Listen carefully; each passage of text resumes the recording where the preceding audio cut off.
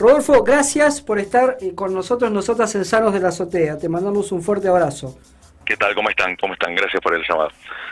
Bien, bien, aquí estamos, arrancamos de alguna forma trabajando y compartiendo, ¿no?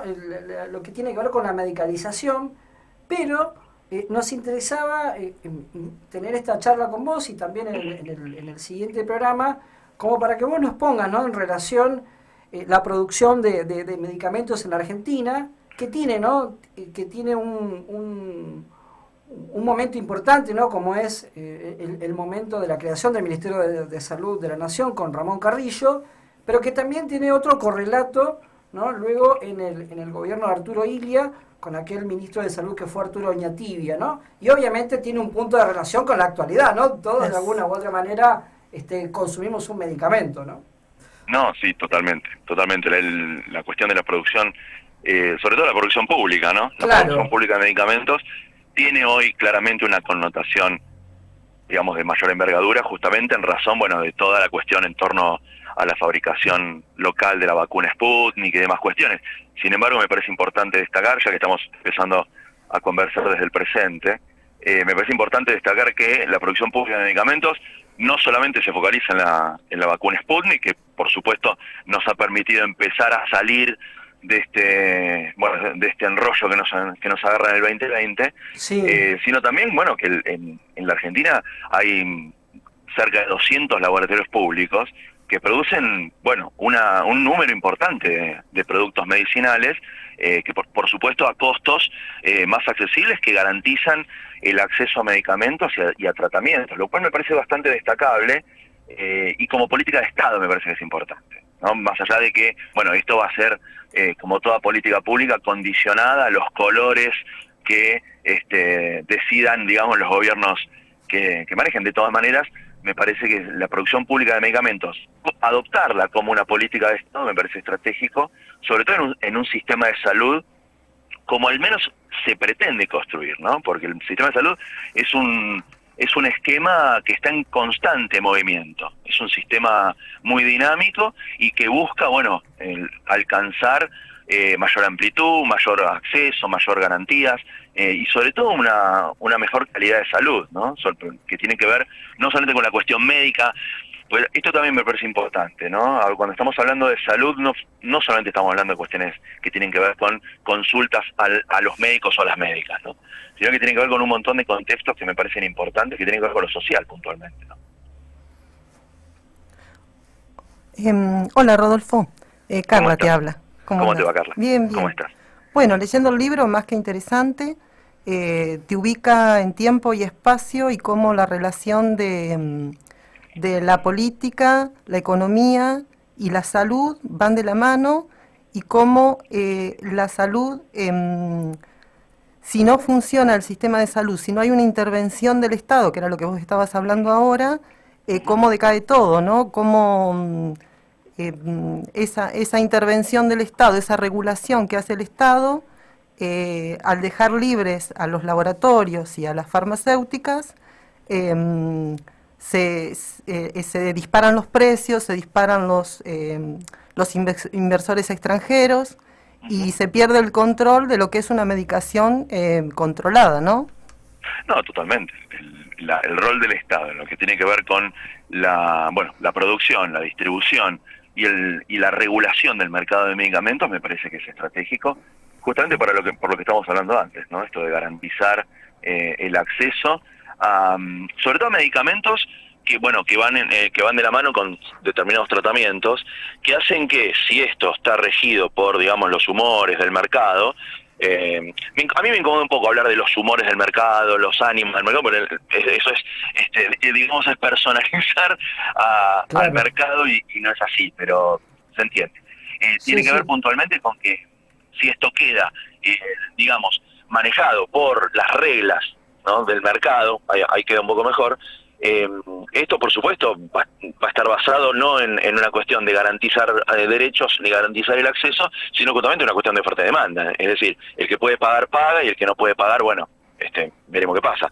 Y eso justamente ahí es donde el Estado tiene un rol determinante. El Estado, como regulador de relaciones sociales, me parece que es importante que pueda contar con elementos suficientes como para poder, bueno, controlar e impedir justamente que, por ejemplo, un medicamento para determinado tratamiento implique un gasto exorbitante, ¿no es cierto? Entonces, en este sentido, y retomando esto que comentabas al principio, la primera experiencia peronista lo que encuentra es justamente todo lo contrario a lo que venimos planteando como un ideal, ¿no? Sí. Encuentra un sistema de salud totalmente fragmentado y un sistema de producción de medicamentos muy focalizado en, por supuesto, en la importación de productos medicinales, es decir, importar medicamentos a razón de los laboratorios que se habían instalado a principios del siglo XX, todos los laboratorios extranjeros, por supuesto, y que sucede un hecho muy curioso, porque a partir del golpe de junio del 43, en ese momento, el Estado tiene un viraje en su orientación, aparece un Estado más presente, una política pública más activa. Bueno, ahí es donde Perón empieza a aparecer como figura política, empieza a consolidarse como tal, ¿no? Que después, sería una de las figuras políticas más destacadas del momento, ¿no? Del siglo XX incluso. Pero concretamente, el rol de los laboratorios en ese periodo era puntualmente importar los medicamentos y después distribuirlos en farmacias. Lo que sucede es que esa orientación del Estado, que cambia a partir del 43, empieza a tomar la política de salud justamente en esa misma línea. Entonces la producción de medicamentos empieza a ser un objetivo a lograr. Bueno, no es que el Estado puede fabricar medicamentos ya para junio del 43. De esto no es así. O sea, había experiencias, estaba el laboratorio bacteriológico, digo bien, lo que es el Malbrán, ¿no? Había experiencias locales, pero no alcanzaban una producción, digamos, masiva, una producción que pudiese garantizar una distribución para toda la población. Y sobre todo también tiene que ver con los principios activos de los medicamentos que se podían fabricar. El Instituto Bacteriológico lo que fabricaba eran sueros y algunas que otras vacunas en torno a insumos que proveía el mercado agroexportador, porque a partir de glándulas de animales se fabricaban estos productos. Entonces, esos insumos permitían fabricar determinados especialidades medicinales que abastecían a los hospitales públicos. Con la llegada del primer peronismo, lo que hay es una reorientación del Estado que permite pensar un sistema de salud en donde también se intervenga la industria farmacéutica. Entonces ahí aparece una experiencia muy interesante. A mí cuando me tocó investigarla, sí, me pareció muy curiosa, que es esto de especialidades medicinales del Estado, EMESTA, que claro, que todavía hay mucha bruma con eso, ¿no? Porque sí, hay mucha cuestión sobre si fue una empresa, si fue apenas una estrategia del Ministerio de Salud, si fue un área dentro del Ministerio de Salud. Hay como todavía mucho para indagar. Lo cierto está en que fue la primera experiencia concreta de intervención del Estado en la industria farmacéutica a fines de regular precios, puntualmente, ¿no es cierto? Para quienes se están sumando aquí a Radio Comunitaria de la Azotea, 88.7, estamos hablando con Rodolfo Valentini en relación a su libro El Estado y el negocio de la salud, la producción de medicamentos como herramienta estratégica de salud pública en la Argentina en el periodo de 1946 y 1966. ¿Qué quedó de Mesta, no? Porque vos sabés que, Rodolfo, yo cuando venía para acá, vieron que la memoria siempre es incompleta, ¿no? Porque sos historiador. Vos sabés que me venía acordando de un audio de Floreal Ferrara, que siempre lo tengo a mano, pero hoy no lo tengo, donde Floreal dice: y vinieron a Emesta y lo rompieron a martillazos. Lo dice así directamente. Sí. ¿Qué pasó con Emesta? Bueno, el destino de Emesta está muy vinculado también a lo sucedido a partir de 1953 en nuestro país. Ese es un punto de inflexión muy interesante de analizar, porque la estrategia de intervención del Estado en lo que tiene que ver con la producción de medicamentos, como decía, ¿no?, queda anclado incluso hasta a la suerte de la política de salud del peronismo. Claro. Ramón Carrillo, primero asume como secretario de Salud, y a partir de la reforma constitucional del 49 pasa a ser ministerio, es nuestro primer ministro de Salud, con una estrategia innovadora para el momento, esto que tiene que ver con la escuela sanitarista y demás, una visión más humana, más social de la medicina. Bueno, esa impronta queda, digamos, obturada por un contexto político muy complejo, que es justamente el que se abre a partir del 53, sobre todo con la intervención, que ya esto ya venía de antes, ¿no?, de la Fundación Eva Perón en lo que tiene que ver con políticas sociales. Ahí hay como una especie, digamos, de superposición de funciones, porque muchas veces la Fundación intervenía en acciones directas en donde tendrían que intervenir el Ministerio de Salud, o mejor dicho, intervenía en políticas de salud, y el Ministerio de Salud se quedaba como un organismo regulador, no de aplicación de la política de salud. Eso es un hecho muy curioso. Lo cierto está en que a partir de, bueno, sobre todo con el fallecimiento de Eva Duarte en el 52 y en el 53, cuando el peronismo empieza a experimentar crisis internas que, bueno, después va a desencadenar en otra serie de tensiones, Sí. lo que sucede es que Carrillo también queda como relegado. Esa figura del primer ministro de Salud, muy cercano a Eva Duarte, muy cercano a Perón en la primera fase, en la segunda está como en un segundo plano. En un segundo está en un tercer plano. Sobre todo en un tercer plano a partir del año 54, cuando el peronismo entra en tensión con la Iglesia. Y justamente Carrillo, que venía de tradiciones católicas, en ese momento, bueno, hay como una especie de corrimiento de su figura. Bueno, finalmente tenemos su renuncia y por cuestiones de salud su viaje a los Estados Unidos, lo cual hace que no pueda volver después, porque cuando está en condiciones de volver, bueno, había sucedido el golpe del 55 y bueno, ya la historia de Carrillo la conocemos. Y lo que sucede con Emesta es que también hay un corrimiento en paralelo a lo que pasaba con Carrillo. El problema está en que ese corrimiento permite el avance de, por ejemplo, el laboratorio norteamericano Squibb, que es el que se queda con la producción de penicilina, justamente un antibiótico que a partir del 45 es, digamos, la estrella, ¿no?, del mundo. Estaba necesitando penicilina, sobre todo después de la Segunda Guerra, ¿no? Entonces, el Estado incluso genera normas institucionales, por ejemplo un decreto de estímulo a la producción de penicilina, la declaran de interés público. Bueno, todo esto ¿para qué? Para facilitar que la empresa norteamericana generase esa producción con las condiciones que el Estado le ponía. Es decir, bueno, vos fabricás el antibiótico, pero tenés que abastecer a los hospitales públicos a menor costo y garantizar la distribución. En eso, Emesta tiene como una especie de función que no era la originaria. La originaria era intervenir en la industria farmacéutica, regular precios e incluso hasta fabricar medicamentos. Se llegaron a fabricar cerca de 100 productos medicinales con la marca Emesta.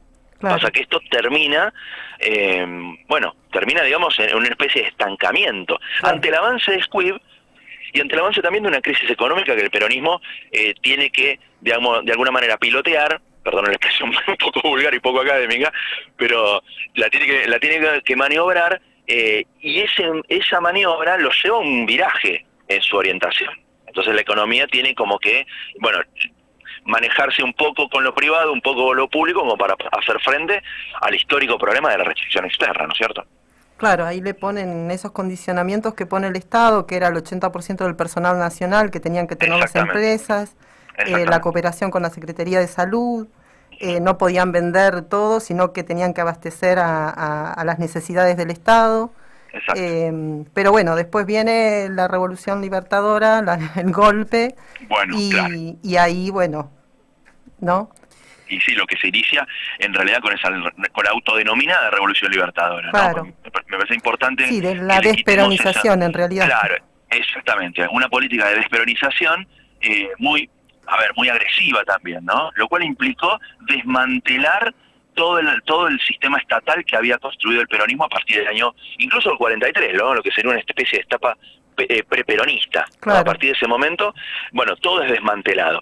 Y se intenta volver a un país, a una Argentina, previa a 1943, ¿no?, donde el Estado tenía una intervención mínima, donde la economía se autorregulaba, ¿no?, una cuestión de, digamos, de liberalismo ortodoxo, sumamente violento, pues estamos hablando de un golpe de Estado, y que lo que busca es erradicar todo lo que tenga que ver con el peronismo. Y Claro. esto, el Ministerio de Salud, ya que estamos hablando de cuestiones de salud, es una de, digamos, de las víctimas de esta despenalización violenta. ¿Por qué? Y pues primero y principal se desmantela el ministerio, ¿no? Se le quita todo presupuesto, las políticas que estaban activas se anulan, se cancelan muchos proyectos, bueno, se persigue al personal, se audita el ministerio tratando de encontrar actos de corrupción y demás, cosa que nunca encontraron nunca nada, ¿no? Acusaron de que el Estado gastaba mucho, por ejemplo, típico discurso, ¿no? El Estado gasta mucho. Bueno, ¿en qué gastaba mucho? Pues, por ejemplo, los archivos del Ministerio de Salud, que todavía están, y por suerte hemos tenido, al menos yo y algunos historiadores más, hemos tenido la suerte de poder revisar. Bueno, en esos archivos, la verdad que el gasto que se ve en este periodo implica, por ejemplo, comprar frazadas para los hospitales. Claro, O sea que quizás en esa perspectiva una frazada para un hospital pediátrico o para un hospital de agudos era un gasto exorbitante. O por ejemplo, lo cual a mí me parece más aberrante, es acusar de malversación de fondos a la Fundación Aperón cuando en los sanatorios, los policlínicos Sí. que la fundación impulsaba, a los chicos que estaban internados se les diera carne 3 veces por semana, ¿no? Y los que se quejaban de que los chicos comían 3 veces por semana carne, comían 7 veces por semana carne, ¿no? Tiene que ver con una cuestión hasta ideológica, incluso hasta de clase, ¿no? Algo... Que es Sí. sí. No, algo muy terrible que al leerlo lo relacioné con también algo muy actual que pasó durante el macrismo, ¿no? Que en ese desmantelamiento encargado por Marta Escurra, ¿no? Claro. De esa desperonización que estaba encargada Claro. ella de hacerlo, desalojan en la Clínica de Recuperación Infantil de Termas Reyes en la provincia de Jujuy. O sea, desmantelan una clínica para niños, un logro inmenso, Claro. y los desmantelan. Entonces Claro. yo lo relacionaba mucho con Milagros Salas, ¿no? Y con el macrismo en su momento, por Jujuy, por lo que significa también. Claro, claro, lo que sucede es que la alianza la alianza Cambiemos, Juntos por el Cambio, como gusten llamarse, tienen un correlato con esa idea de la desperonización, ¿no? El dar marcha atrás con los avances que, bueno, el populismo, como se denomina, el populismo es otro término que debería, bueno, nos llevaría 2 programas más, pero el populismo también es un concepto que estos discursos buscan de alguna manera anular, ¿no? Esa que en realidad se traduce en la acción directa del Estado para con la comunidad, en realidad es eso. Después, bueno, podemos discutir la manera de intervención y demás, pero Claro. Eso que vos marcas recién con el tema de el caso de Jujuy y su correlato con lo sucedido con Milagros Sala, esa persecución, ese desmantelamiento del Estado nacional y popular o de intervención estatal, bueno, en la Revolución Libertadora se da de manera violenta. Por supuesto, el contexto es otro, el macrismo tuvo violencia en el discurso y en muchos actos también, ¿no es cierto? Sí, sí. Ahí es donde se da ese correlato. Sí, sí. Bueno, como es... Rodolfo, si te parece, nos vamos a encontrar la próxima semana, porque vos sabés que, como para seguir hilando, ¿no?, en esto de la historia igual nunca es lineal, pero calculo que vos por ahí lo sabrás, están apareciendo nuevamente casos de poliomielitis, y justamente en la Revolución Libertadora le tocó vivir el episodio de la epidemia de poliomielitis en el 56, donde ahí hay un rol importante de los medicamentos, vacunas, etcétera. Así que si te parece, la semana que viene arrancamos desde ahí para meternos después en esta experiencia importante de Arturo Oñatibia como ministro de Salud en el gobierno de Arturo Illia. Así que te mandamos un fuerte abrazo y gracias. Igualmente para ustedes. Un abrazo, Gracias. gracias. Un abrazo grande. Bueno, Pablo, nos tenemos que ir a la pausa. Che. Quédense que ya seguimos con más Sanos de la Azotea. Para seguir encontrándonos y construyendo la salud que nos merecemos. Sanos de la Azotea.